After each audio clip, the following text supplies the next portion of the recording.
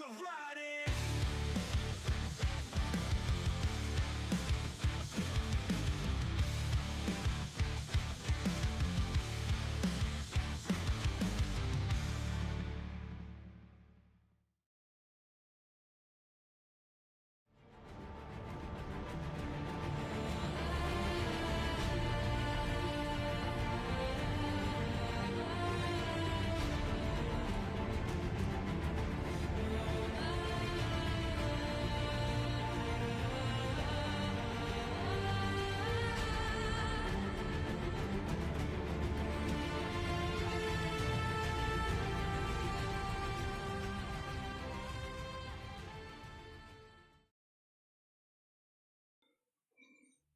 Good evening, Scribbles and Scratches of the Fits of Writing community. I am your host tonight, Sean Fitzgerald. I'm sitting here with Trulee Thompson, who has submitted a question to get us our second episode ever of Dear Duncan. How are you doing tonight, Trulee? I'm good, thank you. How are you doing? Oh, no complaints. It's the end of the weekend. Oh, no, I don't want to say that. We don't want to know people. No, don't. Tomorrow's definitely not Monday. No. No, tomorrow is Thursday. Absolutely. But Trulee wrote us wanting to kind of pick our brains a little bit about a question she had in regards to chasing traditional publishing or possibly just getting herself going on the self-publishing route. But just to give everybody a good idea of who you are and what you write and everything, go ahead and tell the audience where your story begins and what how you'd classify the book that you've written. Sure. So my name's Trulee Thompson. This is now the third book that I have written. The other two were complete shit, so we're not going to talk about those. But this one I feel like is finally good enough to try and get it out in the world. It's called Wick, and I would categorize it as YA fantasy. I would probably recommend ages 14 and up for it, just because some of the scenes are a little bit more developed, still very much appropriate for younger children if they're a little bit more advanced in reading. But that's just a recommendation. Okay. And you said YA fantasy? Yes. Mm-hmm. And well, tell us a little bit about Wick, whatever you're willing to divulge here. I know that since you haven't got it out published and everything yet, you probably don't want to give too much away, but is it present day? Is it in this world or in a fictional one? So no, it's in a completely new world that I created, obviously.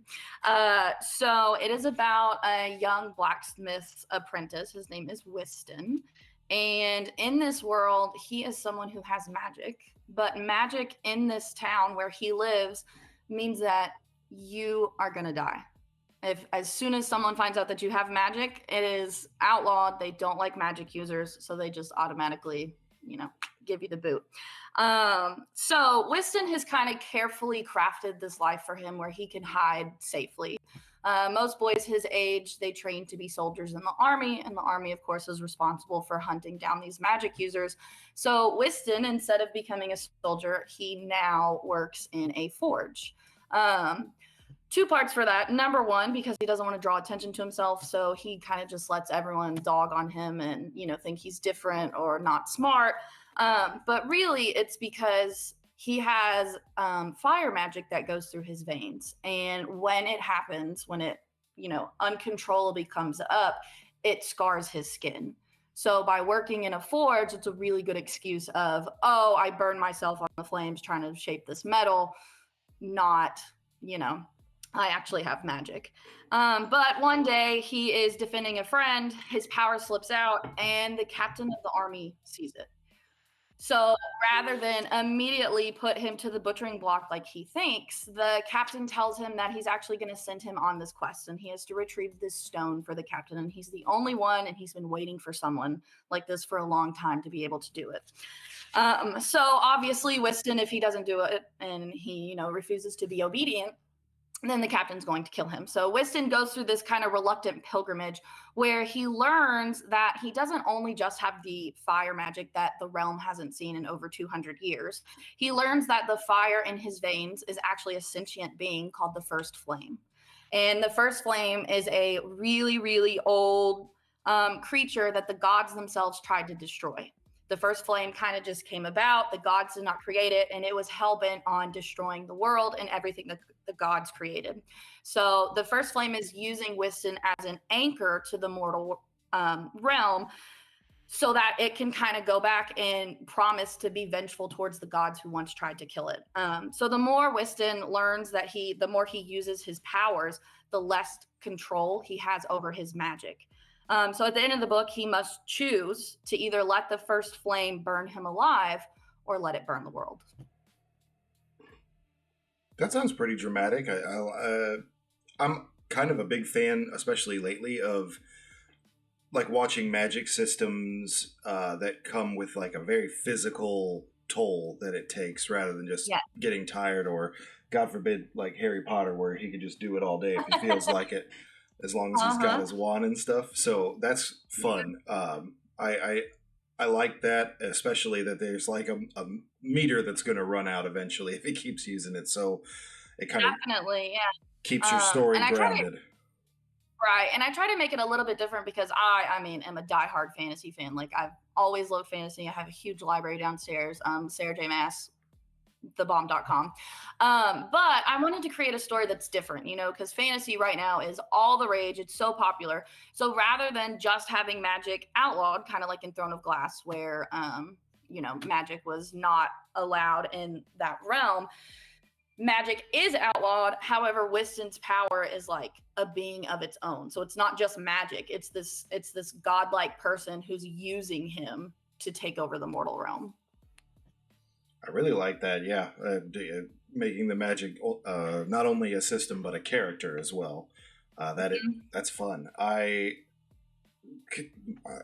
What is the difference between this one and the first two books that you wrote? Like, I don't want to just like on you and say that the quality was bad of them, or like were these iterations of the same story? I figured we'd talk about it. I wrote down some little notes. So I kind of fell off the reading train when I left high school, just because college got super busy. I was, you know, on the math train. I teach high school math. So, you know, English was not ever really in my daily life. But come junior year, I started to find myself really bored. And I tried to pick up some novels, and they just weren't inspiring me to get like back into reading. So I was like, well, maybe I can create my own. And I thought that the first one was a masterpiece and it was immediately going to take. And then I went back and reread it a few months later, and it was absolute garbage. I mean, I could not get through the first page without cringing. Like I hope to God no one ever reads that, because it is embarrassing. So I took a little bit of a hiatus. I had some babies, and my second book came right after we had our second daughter. So I had maternity leave, I had time to kill. So I was typing away, holding my little newborn in my arms. And that one took a few years. I think I finally got to draft 5. And I mean, I did a complete overhaul, and I thought to myself, okay, maybe this is it. Maybe I have finally accomplished and written something that I could put out into the world and be proud of. So I actually last year went to the writer's workshop in Louisville, Kentucky, and I met with 3 agents, and I pitched the book, and they loved it. They all asked for pages. One agent asked for a full, which is, you know, best case scenario. And I felt like things were finally moving in a positive direction. And then they all rejected it within a week. So I actually got to meet with Wesley Chu, which I don't know if you have heard of him, but he's an author and he's also a real life martial artist. So he kind of read through the beginning of my book, and he helped me kind of ground the fighting into some more realism, or add realism to the fight scenes. But still, the book kept getting rejected. And those 2 books were adult fantasy. Okay. So I took a few months, and I was, you know, trying to contemplate, is this just a hobby that I just need to enjoy, and, you know, realize that it's never going to go anywhere, but that's okay because I love writing. And this summer, since I'm a teacher, we get summers off, and I wouldn't say I was bored, because I don't think you can really be bored with 4 kids, 5 and under. But I was ready for a challenge. I wanted something that I hadn't done before, something that was new and different and exciting. So I tried YA. And this story literally exploded off the pages. I know writers always say like they have a general outline for their story and their characters just like take a different turn. And I had never really understood that because I am very much an OCD planner. Like I'm sticking to what I have written. And I would find myself just getting in that writing days for hours. And I would look up and be like, this is absolutely nowhere close to what I had planned on writing today. So it came very naturally, and I definitely think I have found my niche within YA. Great. I'm glad that the genre speaks to you, and I would say if there is a fantasy genre that probably is as super explosive, very lucrative, and everything like that, I would imagine that it would be YA related.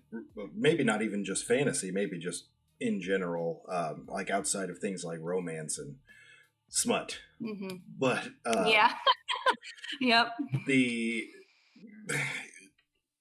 I think that YA fantasy, like still living in the wake of Harry Potter and everything, is going to be pretty popular for a while, and there's just something to be said about a coming of age story and the big life lessons and everything. For some reason, it really, really translates to readers. No, absolutely. And especially as like I started having kids, I told my husband I would disown them if they didn't like reading because that's just not an option.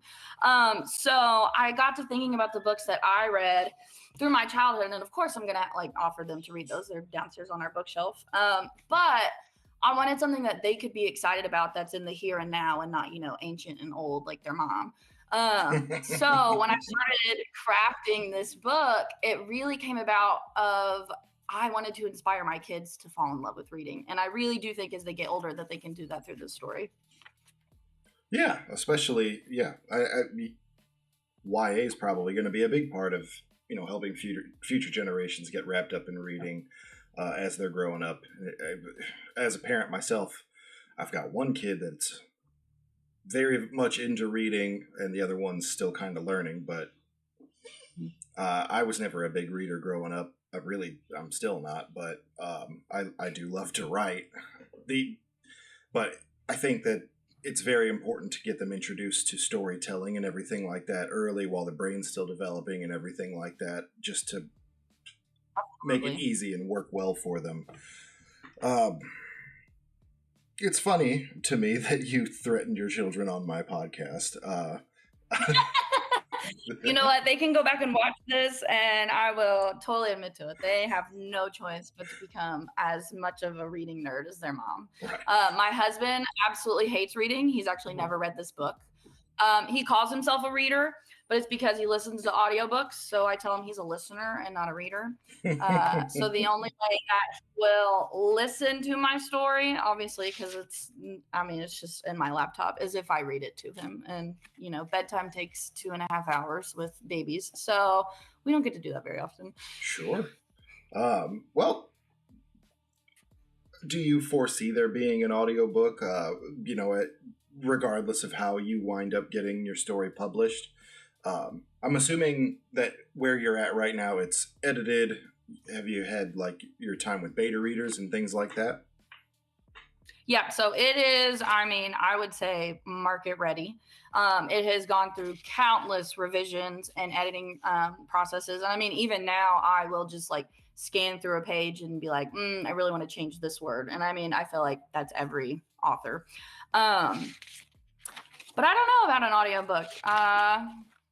I definitely would not be up for recording it because I don't think anyone would want to hear that. I don't like the sound of my own voice. But maybe if the future holds that path, then sure, why not? Yeah, I think that is a way to help market yourself towards folks like your husband. Absolutely. Yeah, it would definitely probably like help me sit down to be able to listen to it so I could do something else in the meantime. I find audiobooks interesting. I do read, and when I do read, holding the book in your hand it's definitely better as far as like helping yourself focus and whatnot. But that was just a curiosity thing for me. Yeah, no. I would think that if you did manage to find a publisher that picked up your book and everything, that they would probably eventually be looking into getting you an audiobook, and just hopefully not, shoving it through an AI, reader or anything like that. The more I hear those, the more unfortunate. dead inside they sound. Yes, there's no emotion. It's like a robot. Yeah, they end a lot of lines with a question and background. Yeah, I tried to. There was some program. I don't know. It was like $120 a year, but you got the first 3 days free. But it read anything to you. So Gwen Stefani was actually one of the voices, and she did a pretty good job. But definitely punctuation, like it was not on it. Yeah, and pronunciation can change, and I really don't know how that happens. Yeah, no either. Well, I've worked with a narrator before who was an old friend of mine who kind of just picked up as, like, I don't want to say a hobby, because he's definitely striking out and trying to get involved with voice acting and everything, but I was the first book he had narrated, and it was a really fun experience working with somebody, because he would call me. Yeah, that sounds super fun. Oh yeah, he would call me and make sure he was pronouncing words right. I also had a fictional world with a bunch just different, I don't want to say dialects, but the names were a little weird. And so we went through a lot of that together, and it was intensive and it was a lot of work, and I enjoyed every minute of it. I don't know if maybe I was stressing him out a little bit during some of it, but I know that he's wanting to stay in there, and he's wanting to fight against things like, AI generated audiobooks and things like that. But it's tough fighting against free software, I suppose, or subscription software. 100%, yeah. I see that a lot with my high schoolers. They try and submit a lot of things that are not theirs, and that's the excuse they gave me. They're like, well, it's here, so why can't I use it? It's never going away. And I was like, because you are not thinking on your own. This is not your brain. I want to know your brain, not something else's. What if it does go away, though? Or gets too dumb to be able to do your homework for you? You are going to be in trouble. If it went away, I don't know what they would do. They would think their life was over. Yeah. It's good to have a backup plan and be able to rely on your own problem-solving skills, children. Yeah, absolutely. I guess from here we would just kind of talk about, you said that you've reached out. Have you reached out directly to publishers? Have you reached out to agents? You said that you met with a few of them. So, yeah, I met with 3 agents. I was with the old book that I finally just conceded that it was crap. And it wasn't. Like, the storyline was really, really good. It had a really big twist. Like, the main character, she was called the Huntress, and her job was to hunt down people who opposed the king's rule. And the king had a son, and the son had left the throne when his father killed his wife and child. So when that happened, his father was just trying to make him like super powerful. He wanted to cut off his human connections and say, you need to be focused on the kingdom. So now his son is basically against the father, and they're fighting, and the whole story progresses. And in the end, the prince comes face to face with the Huntress and realizes that she is the wife that he thought was killed. So it had a really good premise. I just don't think, this was last year, and even between last year and this year, I think I've grown so much as a writer. So I might revisit that book in the future. It was an adult fantasy, so maybe I could somehow try and lower the age limit a little bit on there. But so I had gotten very familiar with Query Manager and Query Tracker through that novel. So that is predominantly what I've been using for this one. I think I have been querying close to a year for this one. I have sent out 92 queries total, and then I've received 46 rejections so far, which is 50%. And I have one agent who requested a partial. So she requested 75 pages. So that was really promising to me. However, I have had agents request partials from Query Manager before, and it didn't work out. And again, that was with the other book. So I just don't know when to stop. Like, I don't know when is a good stopping point to be like, I have reached out to so many agents. I'm tired of reading these very canned responses, which they're busy, so I don't take that personally. But I would love feedback. Like, if there's a reason it's being rejected, I need the why. I can't just keep going on, no, it's not good enough. No. Because I truly believe that, as far as novels go, that a lot of people would be interested. And then I have had a few agents get back with me. One of them she was actually at the conference that I went to in Louisville. I just did not meet with her to pitch that book. And she got back with me and told me that she had just accepted a writer in the YA fantasy category. And she didn't feel comfortable taking me on because she wanted to make sure that her plate was balanced and she didn't want to pick one or the other. But she said that reading through the materials I sent her, it was very promising, and she had no doubt that an agent would pick it up. So that was really, really positive, and I really appreciated that rejection. But so far, I mean, I don't know. I don't know if it's just holding on and trying to find that one yes, or when I should, look at the indie route. Sure. Ryan and I talked for a while about which one of us would be better to interview you. There was just a couple of questions we both had to ask you, and I'm the boss, so I won. Okay, there you go. But what he had kind of alluded to, our stories are different in the sense of what we've had published. He queried a lot for was a series of short stories that he's now kind of trying to press together into a full-length novel.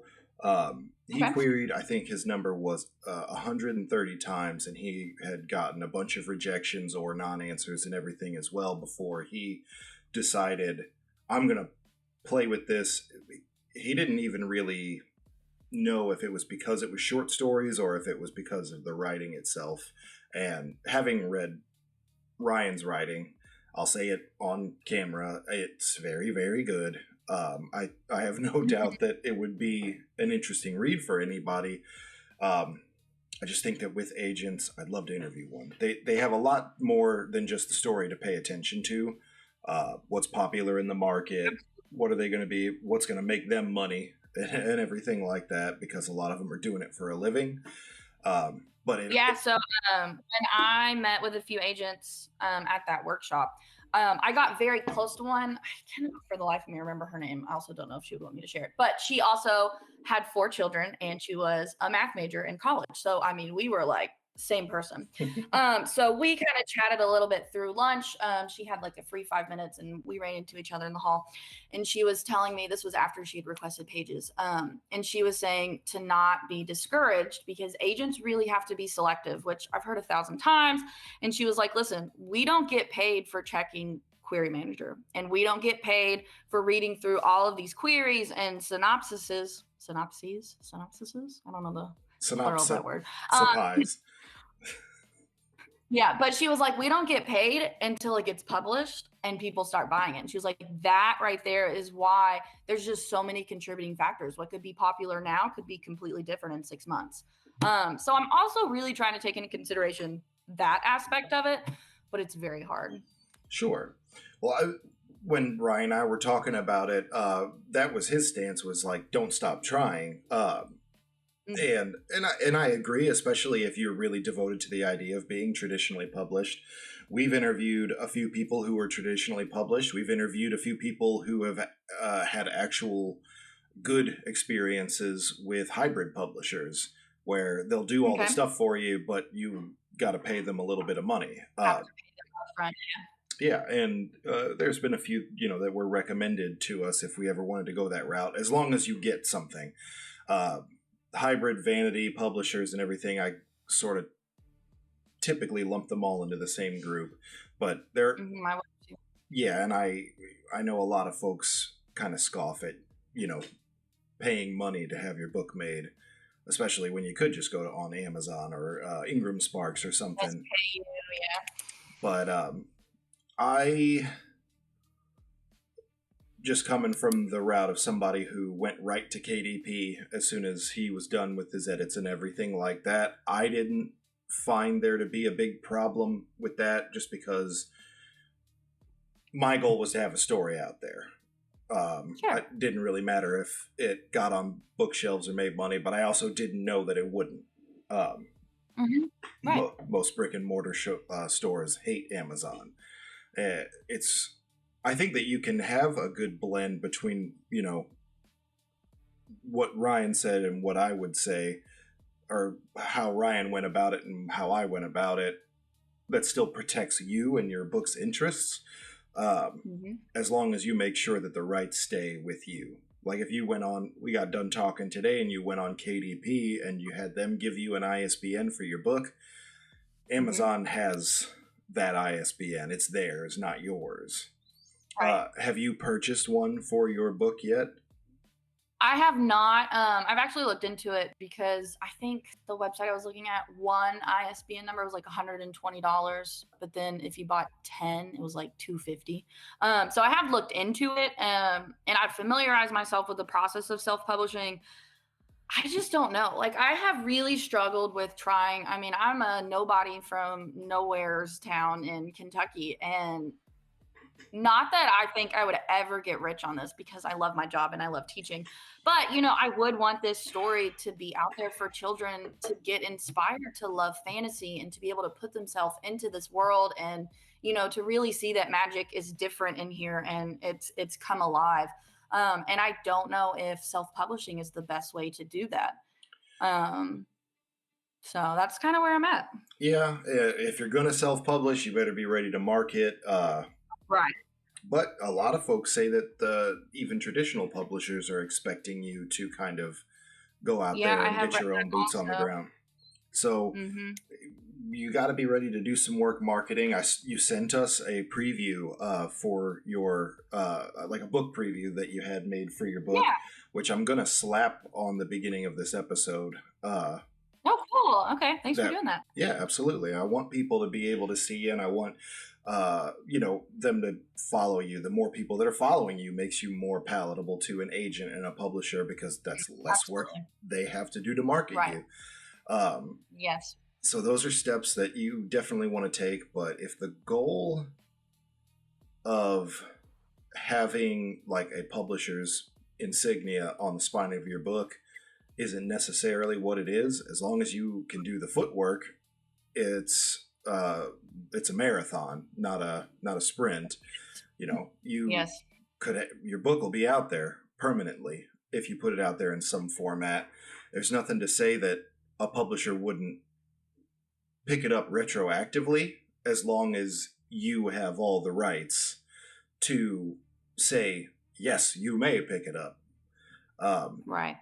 So I think that was really where I was kind of adamant when Ryan and I were discussing about me being the one to talk to you, is it doesn't necessarily have to be a dichotomy between sticking with querying only and just self-publishing. If you can protect yourself by keeping all the rights to it and everything and still get it out there, I might recommend Ingram Sparks. Okay. If you have your own ISBN, if you decide to go that route, but you have a better chance of it winding up on bookshelves in bookstores because they can buy bulk for a discount on Ingram Sparks. They can't do that through Amazon. So that was my big idea as to what to recommend if your goal was, I want people to be able to read my book.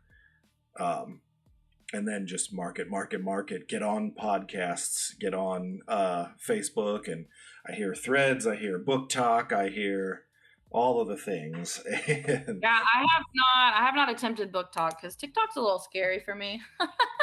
All of my students love TikTok and they're very active, and I am old, so I don't know how I do on that platform. As a fellow old person, I don't know how I'm doing on that platform either.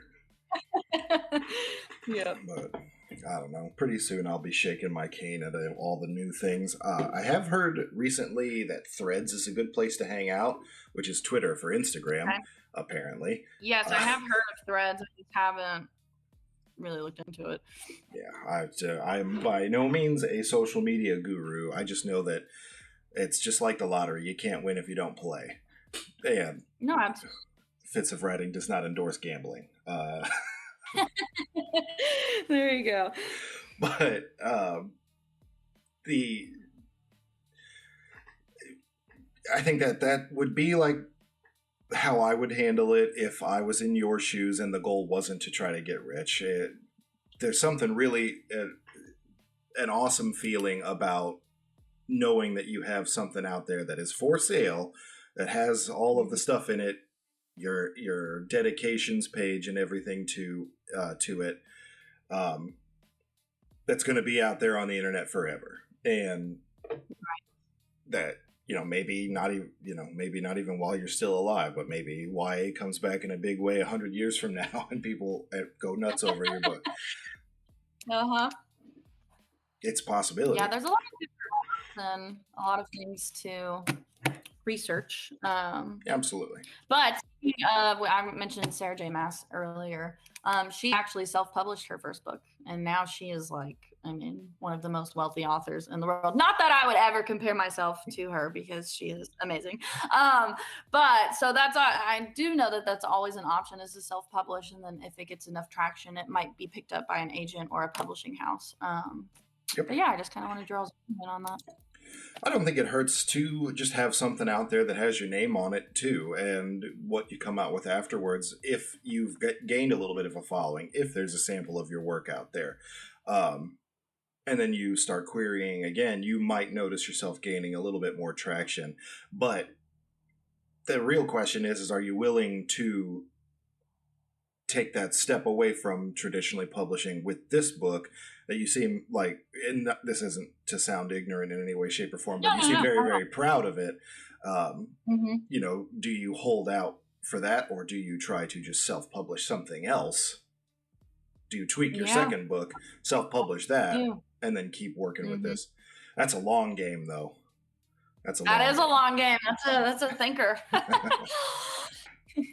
But as far as wanting to get your books into people's hands, wanting to try to contribute to the zeitgeist with YA fantasy and everything like that, just I would consider taking the route of self-publishing and just leaving yourself the avenue for somebody to be able to pick it up for you afterwards.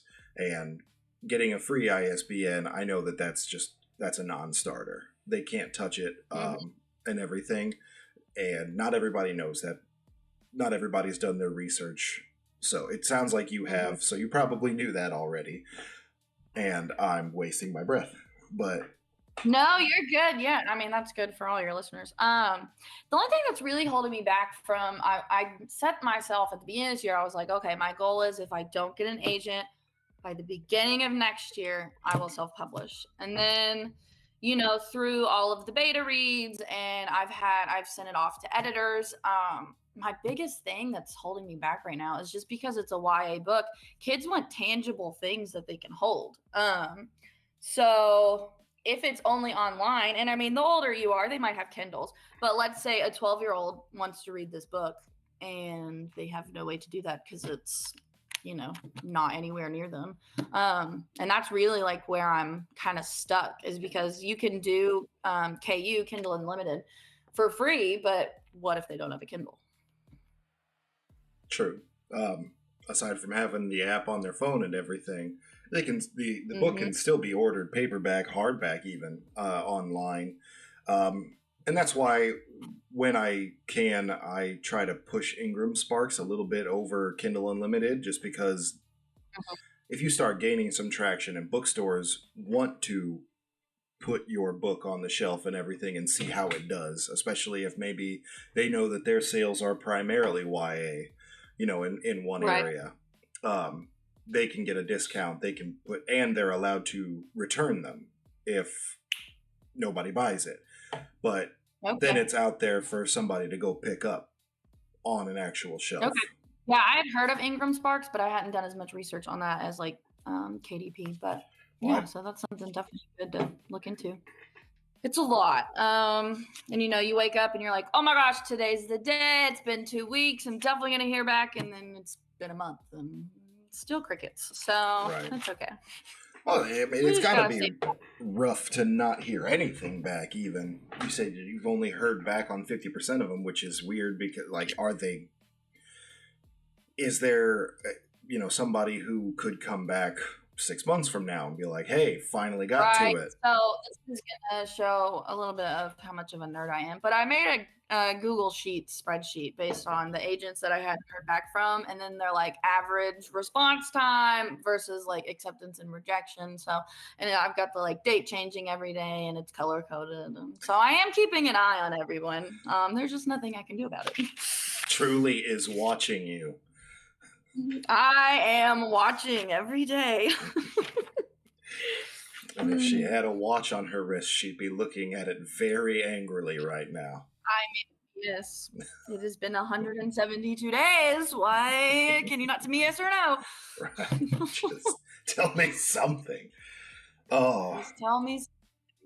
Yeah. See, but I know that Ryan wanted it to be said like, don't stop trying. If you had a goal to go through the end of 2025, stick with it. Get as many query letters out there as you can before, I guess, the 1st of December, and wait and see if you get picked up. Fantastic. Yeah. The crappy thing that I think I hate so much about it is that the agents are kind of shackled by watching the trends and everything and what's going to make them money, what's going to make it worth all their time and effort. And I understand that 100%.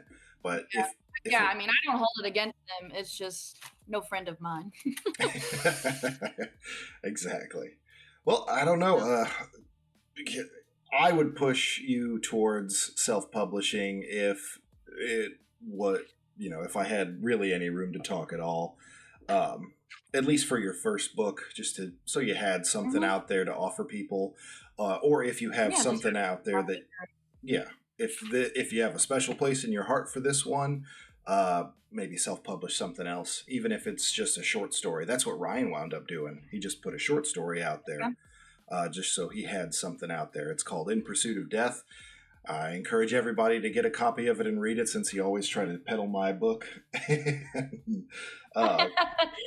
You go.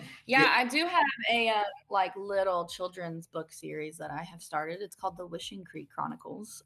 So it's recommended for ages 4 to 6. So that's definitely a good idea for if you think getting my name out there would help. Sure, you can definitely look into that. Yeah, absolutely. And then you, when you say children's books, you said age 4 to 6. So the recommended independent reading age is 6 to 8, and then for bedtime story time, I would say 4 to 6. But there's 2 girls, they're 8 and 6, they're the main characters, and it's based on our 2 oldest daughters. And honestly, writing that series is probably the most fun I've had writing in a very long time, because I can put their little sassy quirks into it, and it's like my children are on the page, and it's precious. But I started doing that when the kids were very tired of the same bedtime stories over and over. So I was like, okay, I'll just write you all one, and they love it. So the first one is about mermaids, because of course, why not? As daughters do. It's about mermaids, fairies. 100%. Well, yeah, I think that might be a good thing to put out there, and just to get your name circulating in the channels. I feel like there are circles where things like that get discussed amongst agents and publishers. It's like, oh, is this person's stuff going to sell? Do they have anything out there yet? And making yourself into a little bit of a somebody instead of a I hate to say it, but a nobody that nobody's ever heard of before. Then. I think that might not be a bad idea to explore, and then keep trying with what you're doing. I just say that if you do, my advice is if you do decide to pull the trigger on self-publishing, get your own ISBN, make sure that the rights all stay in your name so you can pull it and hand it off to whoever, whichever publisher would be the way to go. Yeah, and I appreciate you warning me about that, because a lot of people either are naive to it or they just don't care and they just want to get it as fast as possible out there. So the word free is very tantalizing, but nothing's really free. Amazon is really free. Yep. It's I mean, even just for this and to be on this, you had to sit here and talk to me for a while, which Ryan would probably argue is relatively taxing. But that's okay. You could have been stuck on here listening to him talk. You're both a hoot, so I would have been having a great time with either of you. Well, yeah, I can say that, like, as you know, the whole thing goes on and whatnot. Well, I'm sure we'd both love to have you come back on the show and let us know what you decided on, how things are going, and if there's going to be. Are you envisioning there to be sequels to Wick, or? So I've actually been, the author clogs of my mind are running around. So the first one's called Wick. And that name kind of was inspired by like childhood bullying. Whiston's 17. He's not a soldier, so all of the boys his age think he's like this puny little idiot. So because he works with fire, they call him Wick. So it's just like a nickname that's very derogatory towards him. So the second book is almost done with the second round of editing, and it's called Ignis. So my plan, hopefully, is to make this a 4-book series, and each title starts with the letters of Wick. So you have Wick, which is W, and then Ignis, and then a C and a K. So as they're on the shelf, it would spell out Wick. Okay, that's a lot. God, maybe Ryan should have had a shot at interviewing you, because that's kind of what he's doing with that short story. Is kind of like one of his characters is named Fisk, but it's an acronym, and you spend the whole series trying to figure out what it is. But the last thing that I would say to you that is something I've just heard this year that some people are doing is starting their own publishing company. And never heard of that. Okay. Neither had I until a couple of months ago. I have had one author come through who started her own publishing company, S.K. Hinckley, and just for the ease of handling everything herself. And I have a gentleman who I had invited back on the show after a couple of years had gone by, and him and his editor are getting ready to start their own publishing company. And I mean, I don't imagine you'd say no to yourself. So you just have to work out. Aren't we all our biggest critics, Some people aren't, actually, and maybe they should be. From some of the stuff that's out there on Amazon, some people should be bigger critics of themselves. But trust me, I recently got a Kindle, and I was always like anti-Kindle, and I got one. My husband and I went on a cruise this summer, so I had to take my books. And some of the books, I will not name them or the authors, but oh my Lanta, like think Wattpad back in middle school. It's like worse than that writing, and I don't know how it got out there, but maybe they should go back and reread it. Oh, Amazon's whole quality check thing that they do has nothing to do with grammar, editing, anything like that. It's basically just trying to make sure you didn't plagiarize anything. And well, they'll let a lot of things through. That colander is broken. So I think that everybody should have some sort of like level of personal pride in what they're doing and making sure. It seems like you've taken the steps. It sounds like you're ready, especially if you already have your cover and everything, like you're ready to self-publish. There's nothing stopping you. Because I would imagine. I tried to get myself at the point where it could go either way. Like I'm ready to self-publish, or I'm also ready to let someone else handle it all, which would be the preferable route. But yeah, either way, I have dedicated many hours to this book, and I really want to see it shine. So we'll see what happens. Sure. I would. I'm interested to see what you decide to do. I hope you let us know whenever you get done, and absolutely post something so we can share it on the Facebook page and everything, and everywhere else that we wind up. I'm starting to dabble with Threads, but I don't really know what I'm doing. But we'll share it. But yeah, I'm interested to see. I hope it does go well for you. I hope you get off of here and you realize you have an email from an agent who says that they're going to make you a star. And I actually got an email from an agent while we were talking, and it said, "I'm very sorry, this did not pull me in." I went straight in the trash. Well, that wasn't the email I was talking about. That's okay. Oh yeah, well, sounds like you still got 40-something more out there who need to get back to you, and query a few more in the next month or so and wait and see what happens. But yeah, get ready to rock and roll with it. Then if you do decide to self-publish, we'll definitely help you promote as much as we can. Everybody go buy her book as soon as you do find out that it's out there, one way or the other. There you go. If people want to follow you and find out, though, where you are, when your book is available for purchase, where would you say you're most active on social media? Definitely Facebook if you want to see all of the annoying pictures I post of my cute little babies. My Instagram, it's just my name, Trulee, Trulee, and then writes. And that is strictly book related. So everything on there is bookish. And then I do have an author's website that is up and coming. And I send out a monthly newsletter called the Ember Letter. Okay. And there are, I think, 6 subscribers to that so far. La. So thank you to those 6. But yeah, so there you go. Perfect. Well, we'll see if we can't get you a few more. I'll put all those links in the description below.